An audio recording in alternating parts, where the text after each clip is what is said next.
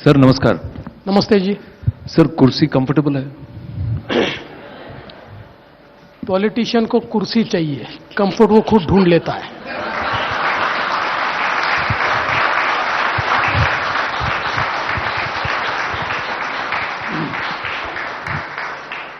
मैं फिर पूछता हूं सर, महाराष्ट्र में कुर्सी कंफर्टेबल है? महाराष्ट्र में बहुत कुर्सियां हैं, जो मिले उसको कंफर्टेबल समझना चाहिए।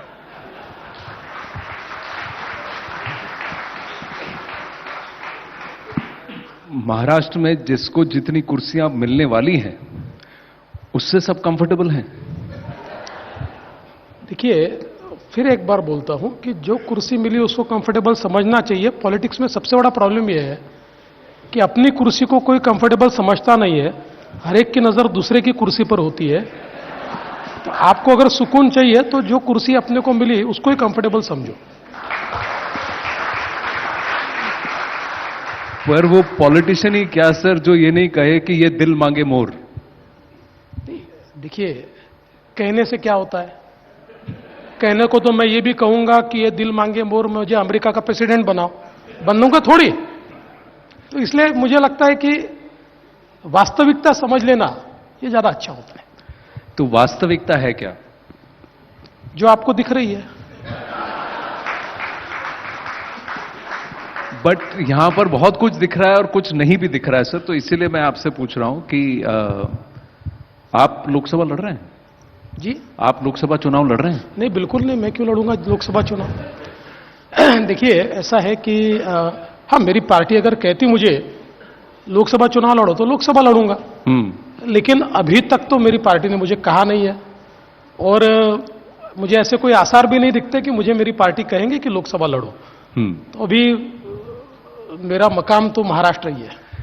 कुछ लोग चाहते हैं कि आप को यहां से पार्सल कर दिया जाए। वो कुछ लोग आपको ज्यादा मिलते हैं, मुझे मिले तो मैं उनको कन्विंस कर दूं कि मेरी जरूरत यहां है। मैंने ये भी सुना कि कुछ को आप पार्सल करना चाहते हैं। नहीं जी, देखिए, जिसको भारतीय जनता पार्टी मालूम है उसने समझ लेना चाहिए, या कोई किसी को पार्सल नहीं कर सकता। अभी फिलहाल एक एनडीए है, एक एमवीए है, एक वीबीए है, उसका क्या रोल है सर? देखिए, उसका रोल तो उसके मालिक बता सकते हैं, हम तो नहीं बोल सकते, क्योंकि उसके जो मालिक है वो अपनी मर्जी के मालिक है।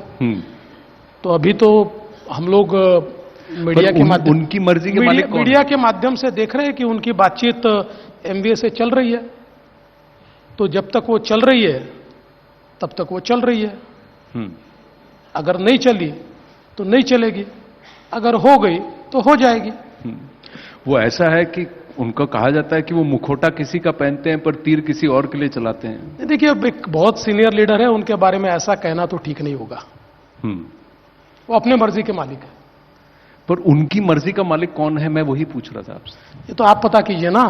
तो आपका काम है, हमारा थोड़ी काम है। वही तो कोशिश कर रहा हूं, पर रहा नहीं जाता। आप बैठते हैं तो फिर I have to start, and I started. But thank you very much for first up taking time out and coming to this very special endeavour, जहां हम बदलाव की बात कर रहे हैं। और बदलाव बहुत बड़ा एक चेंज जिसे कहते हैं ना कि बी द चेंज, और बदलाव हमसे है, उसके आप प्रत्यक्ष प्रमाण भी हैं।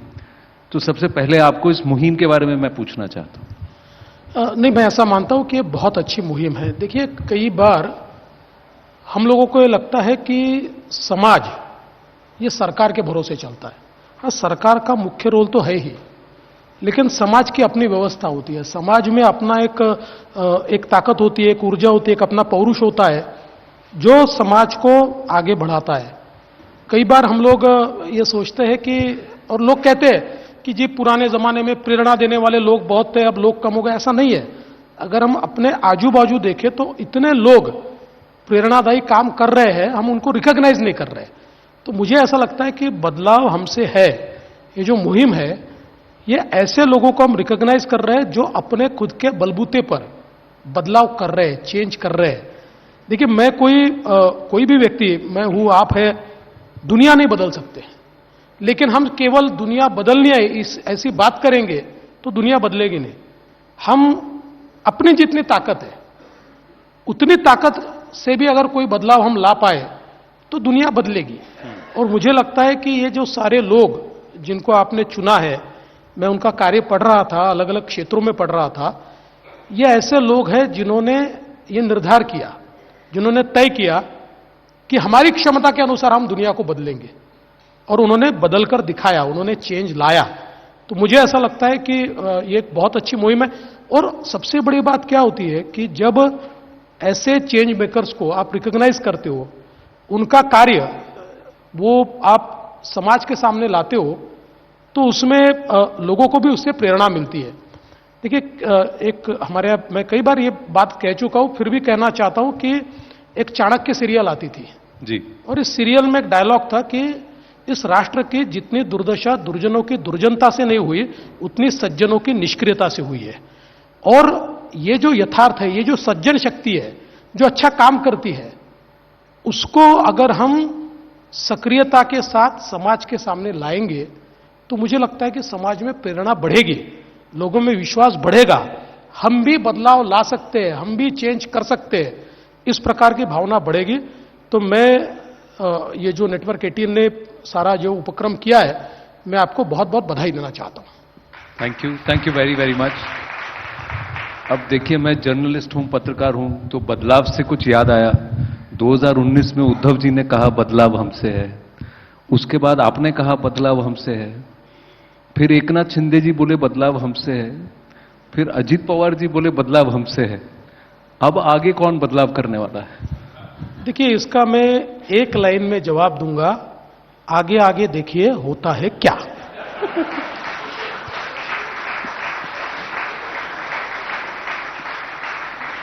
अब वो आगे आगे देखने में ही महाराष्ट्र की पृष्ठभूमि इतनी एक्साइटिंग हो गई है सर कि अगला पन्ना खुलने से पहले ही पूछना चाहते हैं कि होने क्या वाला है। तो ये तो हमारा ऐसा चल रहा है कि ये ऐसी वेब सीरीज चल रही है कि जिसमें 7-8 एपिसोड के बाद हम उस सीजन को समाप्त कर देते हैं और नए सीजन का आपको इंतजार करवाते हैं। पर अगर बड़े पृष्ठ पे देखें, प्रधानमंत्री नरेंद्र मोदी जी ने जो कहा 370 बीजेपी को और 400 पार एनडीए को, उसमें सबसे अहम, अगर दक्षिण के राज्यों के बाद 100 सीटें वहां पर दक्षिण के राज्यों में 4 राज्य जहां बीजेपी नहीं है, केरल, तमिलनाडु, आंध्र, तेलंगाना, उसके साथ अहम कड़ी महाराष्ट्र की 48 सीटें। यहां बाहर लोग कह रहे हैं आपके तो 20 भी नहीं आएंगी। पहले तो मैं आपको सुधार दूं कि 4 राज्यों में बीजेपी नहीं है, ये जो आज आप कह रहे हैं, चुनाव के बाद ये कहने पर आपको पछतावा होगा। इसलिए इस डायलॉग को चेंज कर दीजिए। देखिए, ये चुनाव, ये पॉलिटिकल अर्थमेटिक का चुनाव नहीं है। पॉलिटिकल अर्थमेटिक होता है 1+1 2, ये पॉलिटिकल केमिस्ट्री का चुनाव है। पॉलिटिकल केमिस्ट्री में 1+1 11 होता है। देश मोदी जी के साथ निकल पड़ा है, चाहे वो पूरब हो, पश्चिम हो, उत्तर हो, दक्षिण हो, या सेंट्रल इंडिया हो, या नॉर्थ ईस्ट इंडिया हो, सब जगह लोगों ने यह तय कर लिया है कि हम मोदी जी के साथ जाएंगे। तो साउथ में भी आपको चौंकाने वाले नतीजे मिलने वाले हैं। और लोग चाहे जो कहे, महाराष्ट्र में हमने 2 चुनाव में जो परफॉर्मेंस दिया, उससे हम आगे बढ़ेंगे, उससे पीछे नहीं आएंगे। हमने का मतलब एनडीए, हाँ, एनडीए। उसमें बीजेपी का क्या? बीजेपी तो हमारा तो ऐसा रहा है कि पिछले बार 25 सीटें लड़े तो 24 जीते, तो हमारा तो परफॉर्मेंस ऐसे ही रहेगा। तो अभी 32 सीटें लड़े 30 जीतेंगे? वो आपने थोड़ी तय करना है कितनी सीटें हम लड़ेंगे, वो तो हम तय करेंगे।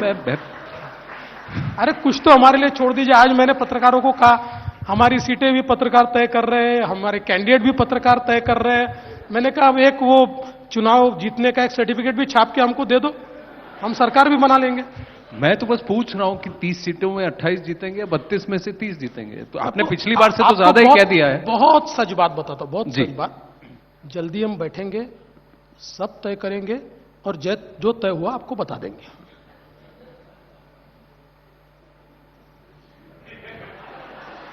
मान लिया जाए इनकी बात को, चलिए। पर देखिए, अभी इन्होंने ही बोला ना कि पिछली बार हम 25 में लड़े, 24 जीते, तो अभी 25 से तो ऊपर 28 का नंबर आता है, 30 का आता है, तो मैंने 30 बोला। उतना तो आप भी एक्सपेक्ट कर रहे होंगे, दिल मांगे मोर। मैं जो एक्सपेक्ट करता हूं वो मेरे नेताओं को बताता हूं, पब्लिक फोरम पे नहीं बताता।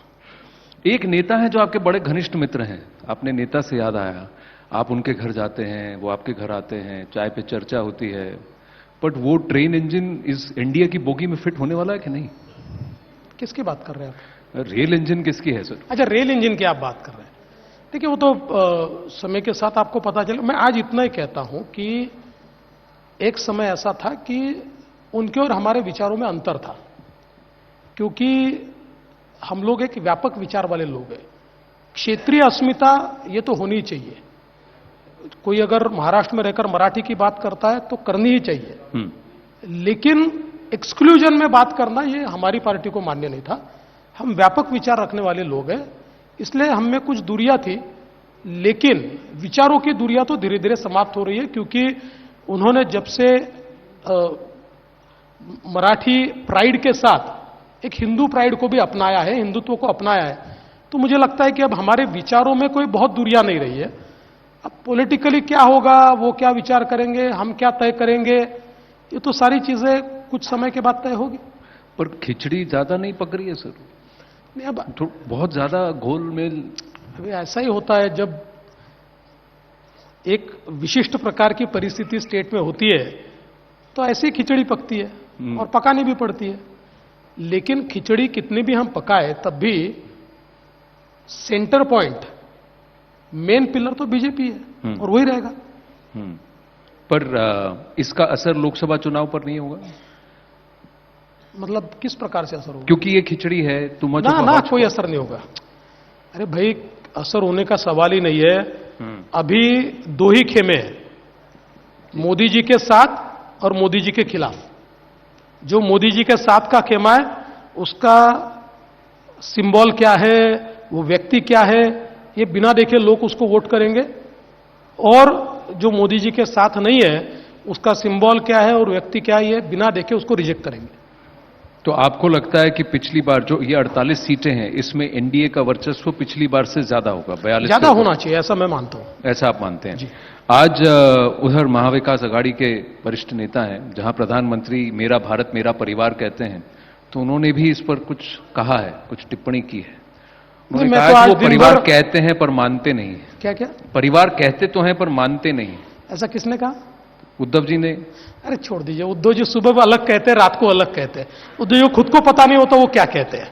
और सीधा हिसाब है, मैं आपको पूछना चाहता हूं, उद्धव जी का एम क्या है? आदित्य को मुख्यमंत्री बनाना, यही एम है। मोदी जी का एम है उनके बेटे को मुख्यमंत्री बनाने का। मोदी जी किसी को भी बनाएंगे तो देश के किसी व्यक्ति को बनाएंगे, किसी को अगर आगे बढ़ाएंगे तो उनका तो परिवार कोई पॉलिटिक्स में है नहीं, खुद का परिवार भी नहीं है। तो इसलिए ये तो लोगों को पता है किसका परिवार देश है, कौन देश को परिवार मानकर राजनीति करता है और कौन अपने परिवार के लिए राजनीति करता है। अगर परिवार के लिए राजनीति उद्धव जी नहीं करते तो हमारे साथ होते, ये हालत नहीं होती उनकी। इसलिए मुझे ऐसा लगता है कि देखिए, आदमी जब कोई बात करता है ना, तो उसकी बात में दम होना चाहिए, उसमें कन्विक्शन होना चाहिए और लोगों को लगना चाहिए कि ये आदमी जो कह रहा है वो सही है। आप खुद ही परिवारवादी राजनीति करते हो, आपको क्या अधिकार है? नहीं कर सकते आप। नहीं, परिवार है इसीलिए परिवार मानता हूं, महाराष्ट्र को परिवार मानता हूं क्योंकि परिवार है। उन्होंने क्या कहा मुझे पता नहीं, मैंने सुना भी नहीं। आप जो कह रहे हैं उस पर मैं रिएक्ट कर रहा हूं, मैं सुनता तो उसको सही ढंग से रिएक्ट करता। पर यहां ये भी कहते हैं कि बीजेपी को भी, बीजेपी के परिवार के इसको भी प्रधानमंत्री ने नजरअंदाज कर दिया मुख्यमंत्री के पद के लिए। नहीं, आप एक इतने क्या कहते हैं उसको, ऐसे प्रश्न पूछते हैं कि मुझे उसका कोई संदर्भ ही नहीं लगता। आप ऐसे एक सीक्रेट हमारी कोई इंटरव्यू चल रही है, नहीं जिसमें पजल्स है और पजल्स को मुझे छुड़ाना है, ऐसा मुझे लग रहा है कि एक हमारा पजल इंटरव्यू, एक नया इंटरव्यू का एक नया तरीका दिख रहा है। मुख्यमंत्री कौन था? आप थे। आप उप मुख्यमंत्री हैं, एकनाथ शिंदे जी मुख्यमंत्री हैं, अजीत पवार जी उप मुख्यमंत्री हैं। अब एक की जगह 3 हो गए हैं। कहा जाता है महाराष्ट्र में अब 3 पावर सेंटर हैं, सही है कि गलत है? देखिए, पावर सेंटर एक ही होता है। हमारा जो राजनीति चलती है ये संविधान के अनुरूप चलती है संविधान ने किसी भी राज्य में एक ही पावर सेंटर बनाया और वो पावर सेंटर है उस राज्य के मुख्यमंत्री। बाकी सारे लोग उनके अंडर काम करते। इस राज्य के मुख्यमंत्री एकनाथ शिंदे जी है, मैं और अजित पवार हम उप मुख्यमंत्री है। We derive the power from the chief minister, इसलिए हम चीफ मिनिस्टर के अंडर काम करते हैं। हमारा कोई अलग पावर सेंटर नहीं है। The only power centre in Maharashtra is chief minister Eknath Shinde. अब देवेंद्र फडणवीस जी ने कह दिया सो कह दिया, पर अंतिम प्रश्न बदलाव हमसे है जोड़ते हुए, क्या भारत के राष्ट्रीय पटल पर और राजनीतिक पटल पर एक ऐसा बदलाव दिखने को मिलेगा जो अभूतपूर्व है इस लोकसभा चुनाव में? मैं ऐसा मानता हूं कि हर मायने में यह लोकसभा चुनाव अभूतपूर्व रहने वाला है, क्योंकि इससे पहले हम लोगों ने ये देखा कि एक जिसको अनप्रेसिडेंटेड मैंडेट कहते हैं, ये केवल जब इमोशनल चीजें आई उसी समय अनप्रेसिडेंटेड मैंडेट मिला है। लेकिन कोई व्यक्ति तीसरी बार चुनाव को जाए और अपने कार्य के आधार पर अनप्रेसिडेंटेड मैंडेट ले, ये भारत के इतिहास में हुआ नहीं है, ये पहली बार होने वाला है। और मैं आपको ये कहना चाहता हूं कि मोदी जी का थर्ड टर्म, ये टर्म तो 5 साल का है, पर ये अगले 50 साल की भारत की नींव को रखने वाला है।